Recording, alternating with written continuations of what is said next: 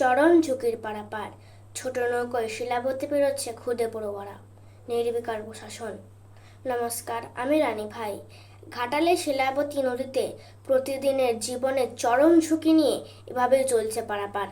নিত্যদিন এই বিপদের সম্মুখীন হতে হচ্ছে স্কুলের পড়ুয়া থেকে শুরু করে সাধারণ মানুষকে। শহরের 13 নম্বর ওয়ার্ড থেকে 12 নম্বর ওয়ার্ডে যাতায়াতের অন্যতম মাধ্যম এই খেয়া পারাপার। প্রতিদিন আনন্দমার্গ স্কুলের বহু ছাত্রছাত্রী এবং সাধারণ মানুষ এই পথে যাতায়াত করেন। কিভাবে ঝুঁকি নিয়ে পারাপার হচ্ছে দেখুন। অথচ এই গুরুত্বপূর্ণ পারাপারের জন্য বর্তমানে বরাদ্দ রয়েছে একটি অত্যন্ত ছোট আকারের নৌকো।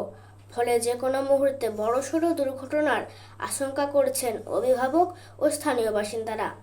স্থানীয় সূত্রে জানা গিয়েছে, প্রতিদিন সকাল থেকে সন্ধ্যা 6টা পর্যন্ত এই ছোট নৌকোতেই দড়ি টেনে নদী পারাপার চলে।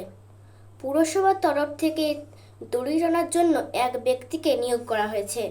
13 নম্বর ওয়ার্ডের আনন্দমার্গ স্কুলের সামনে থেকে 12 নম্বর ওয়ার্ডের ডোঙাঘাট পর্যন্ত চলে এই বিপজ্জনক যাত্রা।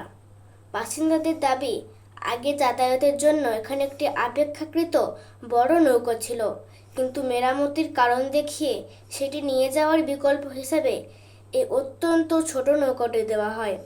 প্রায় 1.5 মাস ধরে এর ভয়ের পরিবেশে চলছে যাতায়াত। নমস্কার।